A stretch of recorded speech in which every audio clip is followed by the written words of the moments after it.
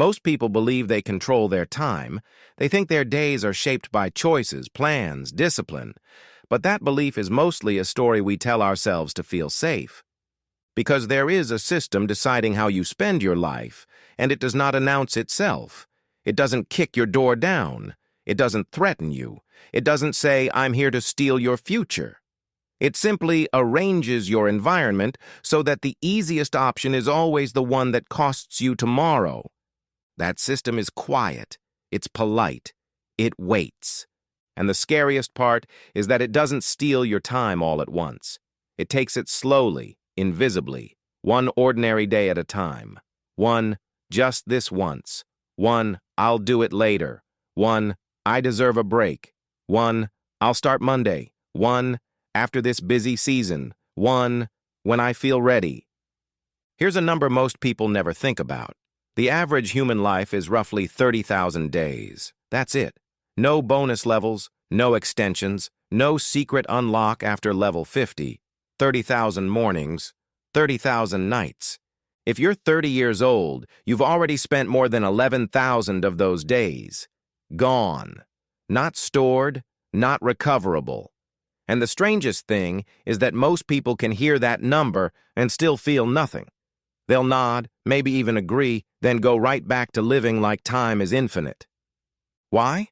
Because the system doesn't feel like danger. We are trained to recognize danger when it looks dramatic. A crash, a fire, a breakup, a job loss, a diagnosis. But the biggest danger to your life rarely looks like chaos. It looks like comfort. It looks like routine. It looks like a day that is fine. And fine is how a decade disappears. In the next few minutes, you're going to see how this system works. Not as motivational advice, not as productivity tricks, as mechanics, as rules, as something you can actually notice, measure, and redesign. Because once you can see the system, you can stop losing your life by accident. Let's start with the first hidden mechanism, how your brain hides time from you. When you were a child, a single summer felt endless. Days stretched, weeks felt huge. A road trip felt like an expedition.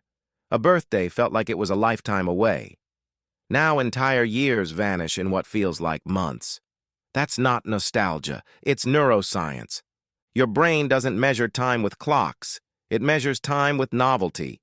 New experiences create dense memories. Routine creates almost none. As a child, everything was new. Your brain recorded constantly.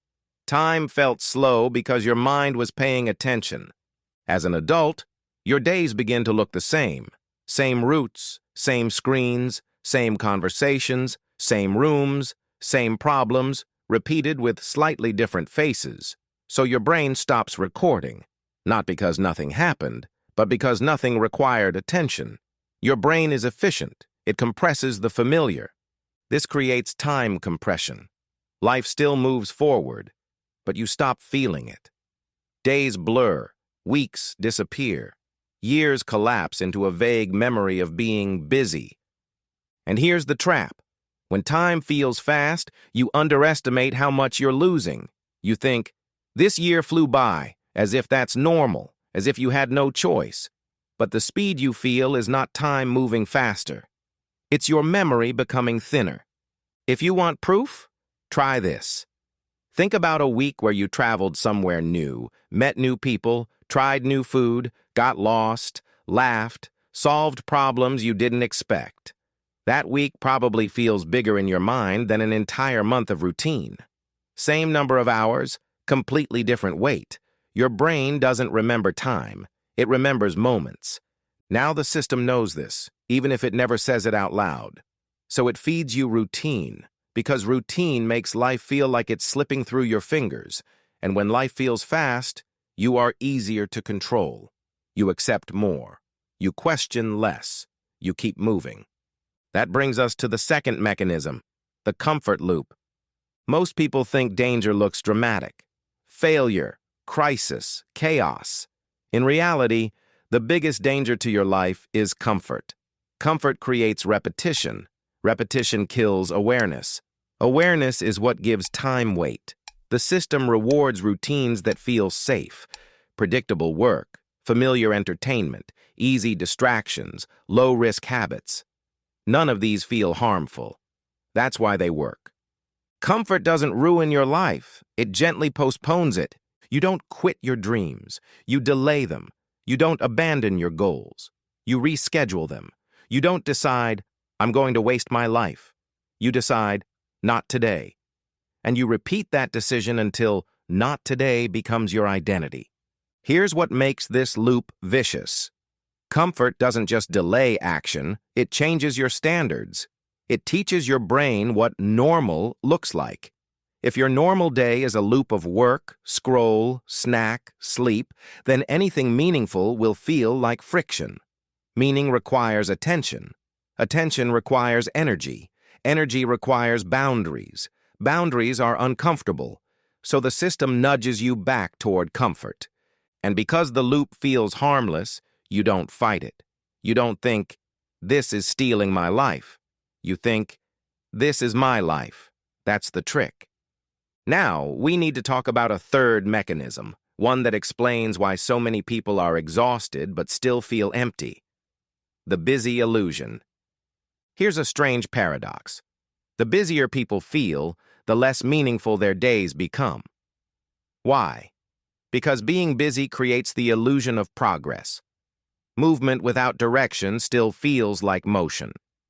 The system fills your schedule with emails, notifications, meetings, errands, obligations, all urgent, very little important. Your brain confuses activity with purpose. You check boxes and feel a small hit of relief, not because your life improved, but because the anxiety of unfinished went down. At the end of the day, you feel tired but not fulfilled, because exhaustion is not proof of progress. Think about it. You can spend 12 hours doing things you didn't choose, for goals you don't own, reacting to demands you didn't design, and you will still be productive by the world's standards. You will still be praised for being reliable, responsive, hardworking, and yet your inner life will feel like it's shrinking. That's not laziness. That's misalignment. The system loves misalignment because misaligned people outsource their life to default settings. They become easier to steer with urgency, which leads to the real currency of life. Most people believe time is their most valuable resource. It's not. Attention is. Time passes whether you're present or not. Attention determines what actually counts. Where your attention goes, your life follows. The system understands this perfectly. That's why it fights for your focus at every moment. Every notification, every feed, every autoplay video, every quick check, every endless scroll, not to destroy your life, but to fragment it. Fragmented attention creates fragmented days. Fragmented days create fragmented years. And fragmented years feel empty when you look back. You'll have memories, but they'll be thin, like a highlight reel made by someone who wasn't really there. Here's the part most people miss. The system doesn't need to take all your attention. It only needs to take enough to prevent deep attention. Because deep attention is where meaning is created. Deep attention is how you build skill, relationships, health, art, business, mastery. Deep attention is how you turn days into something you would actually choose again. So the system offers you the opposite. Constant interruption, little dopamine sparks, endless novelty that feels like life but produces no memory. It's novelty without depth, which is the worst trait imaginable. Your brain gets stimulated, but your life doesn't grow. Now, if this feels a bit heavy, good. It should. Because once you see this, you can't unsee it. And that's where your advantage begins. Breaking the system doesn't require rebellion. You don't need to quit your job. You don't need to disappear into the woods. You don't need to become a monk. Breaking the system requires design. Here's the key shift most people never make. Stop managing your time. Start designing your days for memory. Your brain remembers contrast. It remembers what is different, what is emotionally alive, what required attention. This is why the most meaningful moments in your life are rarely the efficient ones. They are the ones where you were fully present.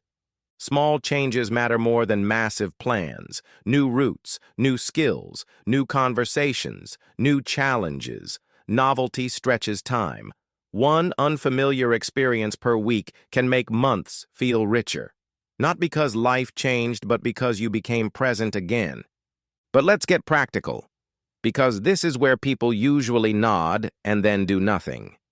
The system loves when you agree and then return to default. So I'm going to give you a simple protocol. Not a perfect plan. A protocol. Something you can run like an experiment. Step 1.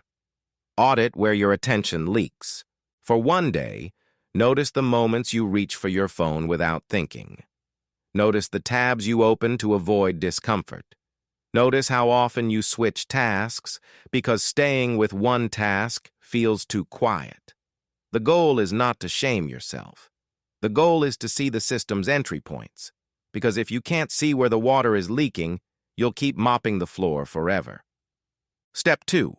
Create one daily block of deep attention. Not a whole morning, not a whole weekend. Start with 30 minutes. A block where you do one thing. Learn, build, write, train, plan, practice, create, connect. No multitasking, no background scroll, no just checking. This block is not about being impressive. It's about proving to your nervous system that you can be present without needing constant stimulation. Step 3. Add contrast on purpose. Contrast is the antidote to time compression.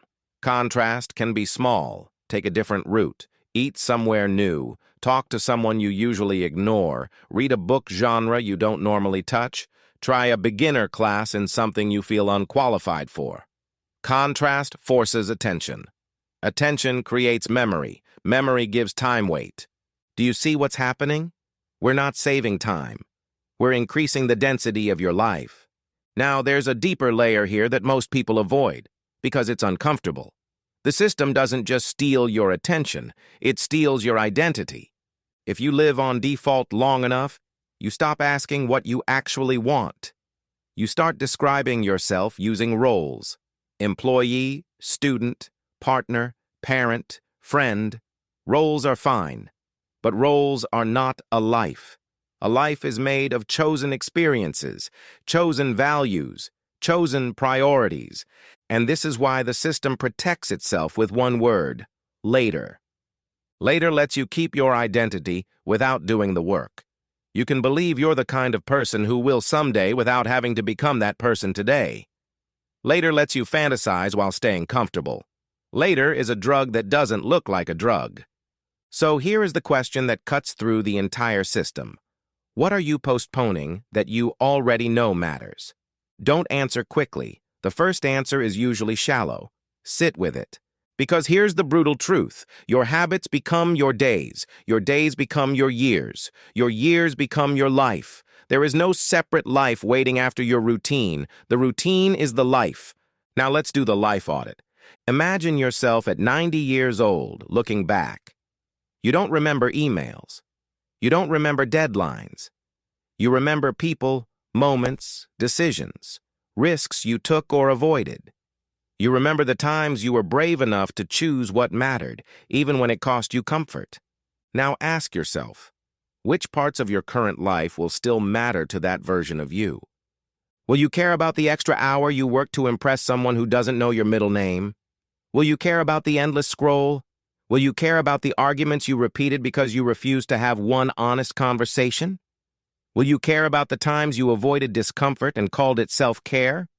Or will you care about the time you spent learning, building, loving, creating, traveling, strengthening your body, strengthening your mind, strengthening your relationships? This is not guilt. This is clarity. Clarity is expensive because it forces decisions, and decisions threaten the system because the system is not designed to stop you. It's designed to keep you occupied enough not to notice. So what do we do with this? We stop negotiating with later. We stop treating attention like a casual thing. We treat it like the steering wheel of a car. If your hands aren't on the wheel, something else is driving. Here's a simple rule that will change your life if you take it seriously. If you wouldn't trade a full day of your life for something, Don't trade a full day of your attention for it, because attention is how you pay for your days. Now I'm going to give you one final mental model, because it's the one that makes all of this stick. Your life is not a calendar. It's a portfolio of skills, a portfolio of relationships, a portfolio of health, a portfolio of experiences, a portfolio of courage, a portfolio of choices. The system wants you to treat your life like a calendar, fill it, survive it, repeat it. A portfolio mindset forces a different question. What am I investing in today, and what will it become in 5 years? Scroll is an investment. It produces a certain kind of life. Routine is an investment. It produces a certain kind of life. Deep work is an investment. So is learning. So is friendship. So is movement. So is sleep. So is courage. The system wins when your investments are accidental. You win when your investments are chosen. Time will pass no matter what you do. That part is guaranteed. The only real question is whether you'll remember your life or just survive it. The invisible system doesn't control your future directly. It controls your attention today.